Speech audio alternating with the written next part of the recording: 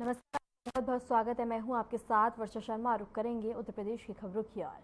CM Yogi Adityanath ने social media platform x पर post कर बताया कि लखनऊ मेट्रो के फेज 1B को केंद्र सरकार से मंजूरी मिल गई है। उन्होंने प्रधानमंत्री नरेंद्र मोदी का इस महत्वपूर्ण परियोजना को मंजूरी देने के लिए आभार व्यक्त किया। सीएम योगी ने कहा कि इस मंजूरी से न केवल लखनऊ की यातायात व्यवस्था अच्छी होगी बल्कि ये पर्यटन को निवेश के नए अवसर भी प्रदान करेगा। उन्होंने कहा कि मेट्रो सेवा से जनता को बेहतर और आवागमन मिलेगा, जिससे शहर की ट्रैफिक समस्या में काफी राहत आएगी।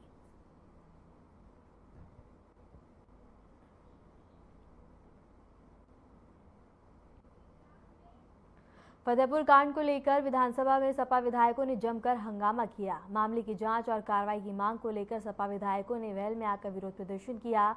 उन्होंने फतेहपुर में हुई हिंसा और मकबरे को लेकर दर्ज एफआईआर पर सवाल उठाए और दोषियों के खिलाफ कड़ी कार्रवाई की मांग की। सपा विधायक माता प्रसाद ने आरोप लगाया कि स्पीकर ने पुलिस को धक्का देकर मकबरे में घुसने की अनुमति दी, जिससे स्थिति और ज्यादा बिगड़ गई। उन्होंने कहा कि प्रशासन और पुलिस इस मामले में निष्पक्ष जांच करे और जो भी दोषी हो उसके खिलाफ सख्त कार्रवाई हो। विधायकों के इस हंगामे के कारण विधानसभा की कार्रवाई बाधित हो गई और इसे शांत कराने के लिए स्पीकर ने बार बार व्यवस्था सुधारने का आग्रह किया। सपा के इस विरोध प्रदर्शन से राजनीतिक गलियारों में मामला गर्मा गया है और सभी की निगाहें अब प्रशासन की आगामी कार्रवाई पर टिकी है। बहुत गंभीर मामला मैं आपके संज्ञान में, आपके माध्यम से सदन के संज्ञान में लाना चाहता हूं। फतेहपुर में एक मकबरा था। उस मकबरे पर कब्जा करने के लिए 7 दिन पहले से ऐलान किया गया। लेकिन पूरी बात पहले जानकारी देंगे तब वो लेके रखेंगे ना। आपको पहले जानकारी देते तो अरे मैं अभी जल्दी कहा है तो कहा वो जानकारी उनके पास होगी। सरकार को कल से बवाल चल रहा है। मैंने खुद पूछा था गृह सचिव से, उन्होंने बताया साहब वो एक संगठित ढंग से एक पार्टी के नेता ने ऐलान किया कि यह मकबरा हिंदुओं का है, हम इस पर कब्जा करेंगे और भारी संख्या में लोगों को लेकर वहां आए। ये सही है कि पुलिस ने उसकी बैरिकेडिंग की, लेकिन बैरिकेडिंग के बाद जितनी पुलिस की आवश्यकता थी वहां रोकने के लिए वो नहीं था। ये लोग आए और हल्ला करते हुए पुलिस को धक्का मुक्की देकर उसमें घुस गए और तोड़ फोड़ किया। इससे सांप्रदायिक सौहार्द बिगाड़ने की कोशिश भारतीय जनता पार्टी की सरकार कर रही है। ये नहीं चाहती है कि उत्तर प्रदेश में शांत व्यवस्था बनी रहे। ये केवल यही नहीं, मेरे यहाँ एक 2.0 हेक्टेयर में छोटा सा मजार था और आपके नेता ने जबरदस्ती उसको उजड़वा दिया। तो ये एक परिपाटी चल गई है कि मुस्लिम मदरसों को तोड़ो, मुस्लिम मकबरों को तोड़ो, जिससे सांप्रदायिक सद्भाव बिगड़े और एक पक्षीय राजनीति इनकी चल सके। इसलिए माननीय मैंने इस पर आपके माध्यम से सदन का ध्यान आकृष्ट किया। सरकार के पास कोई बयान हो तो बतावें क्या हो रहा है वहां। मंत्री जी खड़े, मंत्री जी खड़े। ये इसमें सरकार का और कोई सरकारी तंत्र का किसी प्रकार से इन्वॉल्वमेंट नहीं है। हम इस बात का पूरी तरीके से खंडन करते हैं। मानवा अरे सुनिए ना, सुनिए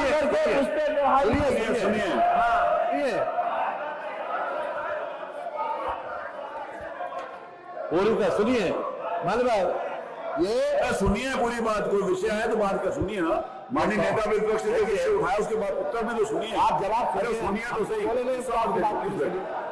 पूरी अगर कोई विषय है तो आनंद जी बताइए। इसमें क्राइम नंबर 300। सुनिए ना पूरी बात। आपने विषय उठाया तो उत्तर में तो सुनिए, सरकार का पक्ष में तो सुनिए। क्राइम नंबर 319, अरे बैठिए। थाना कोतवाली फतेहपुर 11/8/2021 को शाम को 6:21 पर इस पर रिपोर्ट लिखी गई। रिपोर्ट लिखी गई और ये 11 लोगों के नामजद रिपोर्ट है और नहीं 10 लोगों के नामजद है और 11वां 150 लोग अज्ञात। इसमें ज्ञान नामजद रिपोर्ट है। हम नाम पढ़े दे रहे हैं। मानवा ये क्राइम नंबर बता दिया और धारा बता दे। भारतीय न्याय संहिता 190, 191(2), भारतीय न्याय संहिता BNS 191(3), भारतीय न्याय संहिता BNS 301, 196, आपराधिक कानून संशोधन 7 क्रिमिनल लॉ अमेंडमेंट एक्ट 7, सार्वजनिक संपत्ति नुकसान निवारण अधिनियम 2 और सार्वजनिक संपत्ति नुकसान निवारण अधिनियम 3, ये अपने आप में कल की जो घटना थी बाकायदा इस पे रिपोर्ट पंजीकृत हुई और पूरी तरीके से कानून अपना काम करेगा। जो भी कानून को अपने हाथ में लेने की कोशिश करेगा, जो भी सुनिए, जो भी कानून को अपने हाथ में लेने की कोशिश करेगा उसको न्यायिक प्रक्रिया के तहत दंड जरूर मिलेगा, हमारे बात जरूर मिलेगा। यही मैं कहना चाहता हूँ। आपके पार्टी के अध्यक्ष ने घोषणा की और वहाँ सफाई दर्ज हो गई करने में उनका नाम नहीं है। अरे अब है कि नहीं है वहां पार्टी के जिला अध्यक्ष ने घोषणा की। आपका मन नहीं है क्या चलाने का? पूरा जवाब आ गया सरकार की तरफ से। एक घटना हुई है, कल ही उसका जवाब माननीय मंत्री जी ने दे दिया।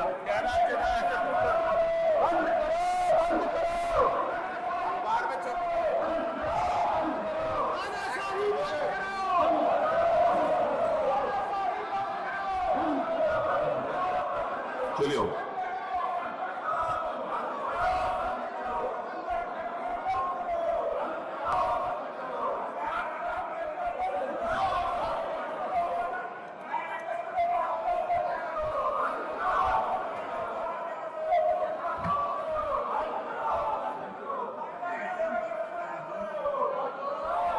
क्यों करेंगे?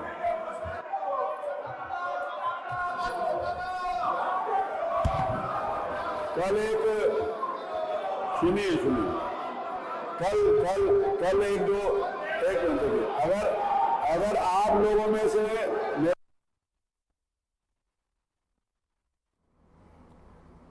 विधानसभा में आज एक बार फिर से तड़का राजनीतिक बयान देखने को मिला, जब जल शक्ति मंत्री और सपा विधायक इरफान फहीम आमने सामने आ गए।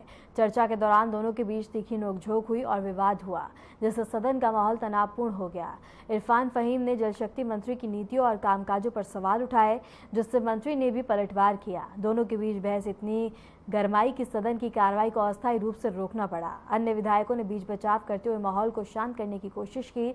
सपा विधायक ने जल मंत्री स्वतंत्र देव सिंह से विधानसभा में कहा कि उनके गांव में सिंचाई के नाम पे पानी नहीं आ रहा है। जवाब में जल मंत्री ने कहा कि अपनी बीवी की कसम खाकर बताओ कि पानी नहीं आ रहा है।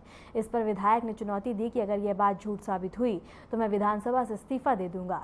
दोनों के बीच ये संवाद सदन में चर्चा का विषय बन गया।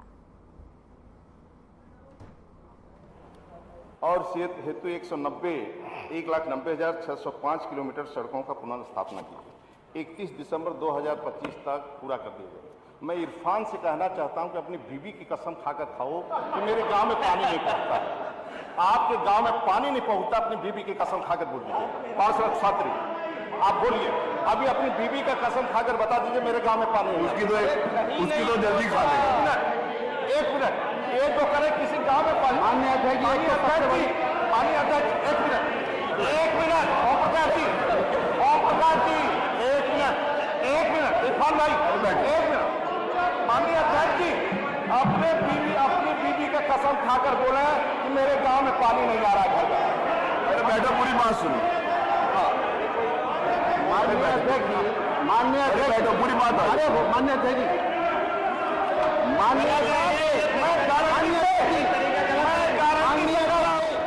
मैं गारंटी से करूं, आज ही रिजाइन कर दूंगा।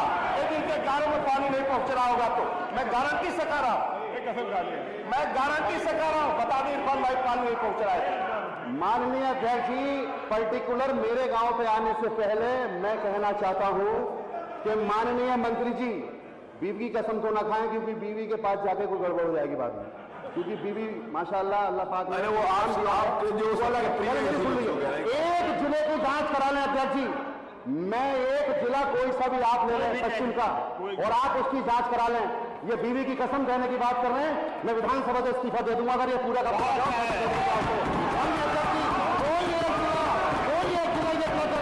और माननीय मुख्यमंत्री जी बैठे थे, क्योंकि माननीय मुख्यमंत्री ने यह कहा था कि इस माननीय मुख्यमंत्री के सामने ये मामला आया था, इस वाले मामले में धांधली हुई है। पश्चिम का कोई एक जिला पकड़ ले माननीय अध्यक्ष, अगर भूल हो गया हो तो जो चाहे माननीय अध्यक्ष जी,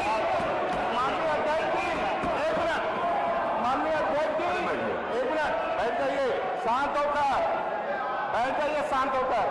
माननीय अध्यक्ष जी, मोहम्मद इब्राहिमपुर के रहने वाले इरफान भाई प्रधान है साजिद जी, अभी फोन लगा कर पूछ लीजिए पानी उसके गांव में पहुंच रहा है कि नहीं पहुंच रहा। एक आप करो राज्य के अंदर पानी नहीं आ रहा है। अब विधायक कथरिया जी का है 7 गांव में मैं चेक कर, और सभी राज्य के ये बहुत बड़ी योजना है माननीय अध्यक्ष जी, ये छोटी मोटी योजना नहीं है। एक मिनट, ये सभी घरों तक पानी पहुंचा रहा है, ये छोटी मोटी योजना नहीं है। गांव में ट्रैक्टर ट्राली चलते हैं, नल तोड़ा जाता है, टोटी लगी टोटी तोड़ लेते हैं लोग, ये छोटी मोटी योजना नहीं है महाराज जी, ये अध्यक्ष जी, ये काम। और मैं विश्वास के साथ कहता हूं, यदि कंपनी काम नहीं करेगी तो कंपनी जेल जाएगी। माननीय योगी सरकार है और कंपनी को काम करना पड़ेगा। जो कहेंगे मैं वो जांच करवा, लिख कर दे देंगे, जांच भी करवा दूंगा। उन्होंने कहा आप लिख के दे तो उसकी जांच करा देंगे। अरे आप बैठो, पूछे इरफान भाई पूछे, संग्राम भाई बैठो, इरफान भाई वो पूछ। 1,96,822 किलोमीटर सड़कों के सापेक्ष अगर 1,90,605 किलोमीटर सड़कों का पुनर्स्थापन हो गया हो तो अध्यक्ष जी किसकी कसम खाएंगे? मैं तो किसी की नहीं कहूंगा, ये कसम खा के कहना ये रिपोर्ट सही है तो जो ये सजा देंगे मैं लेने के लिए तैयार हूं। तो जितनी सी बात करवा दीजिए, अगर ये 1,90,000 कंप्लीट हुआ है तो, और इसकी आप जांच करा दीजिए माननीय अध्यक्ष। जांच करा दीजिए। तो कंपनी, एक मिनट अध्यक्ष संग्राम सिंह, आप क्यों खड़े हो? संग्राम सिंह जी, आपसे क्या मतलब? जो कंपनी, अरे बैठिए, जिस कंपनी ने काम किया है, यदि कंपनी हमें 90% लिख कर दिया है कि मैं काम कर दिया हूं, देखिए सुनिए तो, मेरी बात सुनो तो, सुनो ध्यान से। हाँ सुनिए। यदि वो झूठ बोल रहे हैं तो उस कंपनी के खिलाफ कार्रवाई हो। मैं कहाँ कह रहा हूँ, मैं कहा कर रहा हूँ, और ये तो कह रहे जो शेष सड़कें। फतेहपुर के आबूनगर इलाके में मंदिर और मकबरे को लेकर विवाद ने हिंसक रूप ले लिया है। यहां एक इमारत को लेकर दोनों पक्ष आमने सामने हैं। हिंदू संगठनों और बीजेपी नेता इसे लगभग 200 साल पुराना ठाकुर जी का मंदिर बता रहे हैं, जबकि मुस्लिम पक्ष का कहना है कि यह नवाब अब्दुल समद का मकबरा है। जो कि बता दें कि विवाद तब और ज़्यादा बढ़ गया जब 11 अगस्त को हिंदू संगठनों और बीजेपी जिला अध्यक्ष मुखलाल पाल ने हिंदू भाइयों से अधिक संख्या में पहुंचकर पूजा करने की अपील की। इसके बाद हजारों की भीड़ मौके पर जुट गई और माहौल तनावपूर्ण हो गया।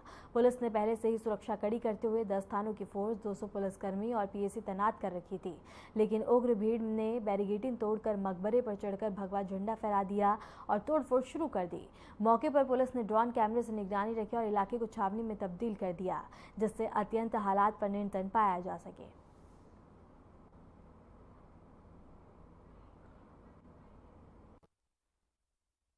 विधायक बिनकी फतेहपुर आज अपने फतेहपुर शहर में एक विवादित धार्मिक स्थल पर जो विवाद हुआ है उसको लेकर के मेरा आप सभी से अनुरोध है, निवेदन है कि आप सभी लोग सौहार्द वातावरण बनाए रखें। हमारी पुलिस प्रशासन पूरी तरह से मुस्तैद है और प्रशासन ठीक से काम कर रहा है। आप किसी भी अफवाह या किसी भी फर्जी व्हाट्सएप कॉल या व्हाट्सएप में वीडियोज में ना जाएं। हमारा जो भी फतेहपुर की पहचान है, हमारी आपसी भाईचारा और आपस में सौहार्द बना के रहने का जो है उसे बनाए रखें। आप सबसे यही अनुरोध है, यही अपील करता हूं, निवेदन करता हूं कि फतेहपुर की जो पहचान है, आपसी भाईचारा बना रहे, इसको कायम रखें। देखिए, आज कोतवाली थाना क्षेत्र में एक विवादित जो भूमि है, मकबरा है, उसमें कुछ लोगों द्वारा जबरदस्ती उसमें घुसकर उसमें तोड़फोड़ का प्रयास किया गया। इसमें तत्काल जो है मेरे द्वारा और डीएम द्वारा वहां पे जाके घटना को स्थिति को नियंत्रण में किया गया। जो लोग थे उनको समझा बुझा कर वापस किया गया और वहां पर यथास्थिति बरकरार की गई। इसमें मैं सभी से यही अपील करूंगा कि आप लोग शांति बनाए रखें और कानून को अपना काम करने दें। जो भी लोग इसमें उपद्रव में शामिल हैं, उन सभी लोगों की फोटो और वीडियो के माध्यम से चिन्ह पहचान करते हुए कोतवाली थाना क्षेत्र में संगत धाराओं में एक अभियोग पंजीकृत किया जा रहा है। मैं अपने सभी सनातनी भाई से, कार्यकर्ता बंधुओं से और सभी संगठनों से एक निवेदन करना चाहता हूं कि किसी के बहकावे में ना आए। कुछ शरारती तत्व हैं जो लोग माहौल को बिगाड़ना चाहते हैं, ऐसे लोगों से शांत रहें। अगर किसी से कोई बात है, कोई उकसावे का काम कर रहा है, तो अपने जिम्मेदार पदाधिकारी से बतावें, मुझसे बतावें, लेकिन किसी के उकसावे में मत आए। शहर को शांति और सुखमय बनाने में आप सहयोग करें। अपने आसपास की कोई बातों से कोई ऐसे वीडियो डाल रहा है, उनमें किसी प्रकार का कोई ऐसे कमेंट ना करें।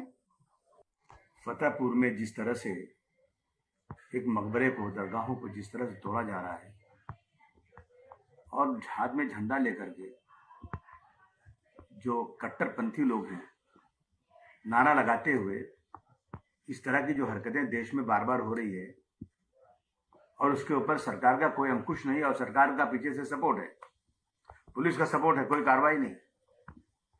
मतलब मुसलमानों के लिए जमीन तंग की जा रही है, कोई संविधान नहीं, कोई कानून नहीं। एक बाबरी मस्जिद के लिए इतना बड़ा संघर्ष चला, अब तो रोज एक मस्जिद को कहीं ना कहीं तोड़ा जा रहा है। मैं समझता हूं कि हमें सर जोड़ के बैठने की जरूरत है कि ये देश मनमानी गुंडागर्दी से चलेगा, कट्टरपंथी लोग अपनी मनमानी जो चाहे करेंगे, या संविधान की भी कोई हैसियत है, कोई अहमियत है। मैं तमाम सेकुलर लोगों से कहना चाहता हूं कि रोज ये हो रहा है, इस पर कुछ तय कीजिए। ऐसी भ्रष्टाचार, ऐसी सांप्रदायिक सरकार को सत्ता में रहने का कोई हक नहीं है। बड़ी से बड़ी खबर है जहां हमारा कुत्तों को लेकर सुप्रीम कोर्ट सख्त नजर आया है और कुत्तों के बढ़ते हमलों को लेकर सख्त आदेश जारी किए गए हैं। कुत्तों के लिए प्राधिकरण बनाए गए शेल्टर होम और हर 6 महीने में 1 लाख से अधिक डॉग बाइट के केस देखने को मिले हैं। पहले से 34 हॉटस्पॉट और शेल्टर होम और पिछले 5 माह में 74,000 डॉग बाइट्स के केस आए हैं। सुप्रीम कोर्ट ने एनसीआर में डॉग शेल्टर बनाने के लिए आदेश दिए हैं और डॉग लवर सुप्रीम कोर्ट के जजमेंट से नाराज नजर आ रहे हैं। इस वक्त की बड़ी खबर है जहां बता दें कि आवारा कुत्तों के बढ़ते मामलों को लेकर सुप्रीम कोर्ट की ओर से बड़ा आदेश जारी किया गया है, जहां शेल्टर बनाने के आदेश दिए गए हैं। इसके साथ ही बता दें कि डॉग लवर्स में अब नाराजगी काफी ज्यादा देखने को मिल रही है। खबर फर्रुखाबाद से है जहां बाढ़ से प्रभावित 700 परिवारों को जिलाधिकारी ने राहत सामान वितरित किया है। गाजीपुर विकासखंड के ग्रामीणों को आवश्यक राहत सामान प्रदान किया गया। गंगा नदी का जलस्तर खतरे के निशान से 20 सेंटीमीटर ऊपर बह रहा है और जिससे क्षेत्र के 80 से अधिक गांव बाढ़ की चपेट में आ गए हैं। जिला प्रशासन ने प्रभावितों को सहायता पहुंचाने के लिए राहत कार्य तेज कर दिया है।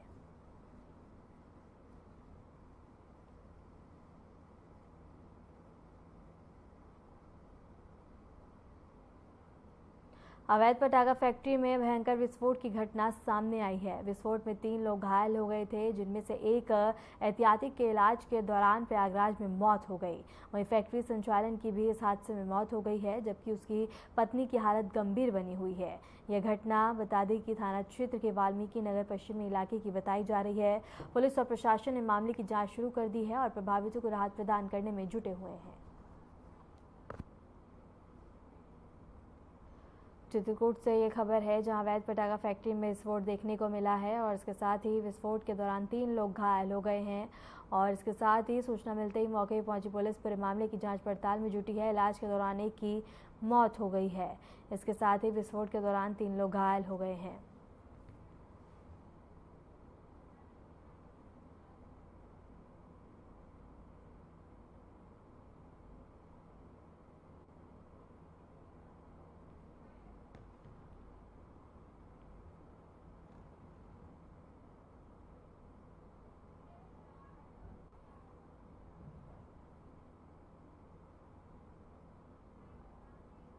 फिलहाल के लिए उत्तर प्रदेश की खबरों में इतना ही। नमस्कार।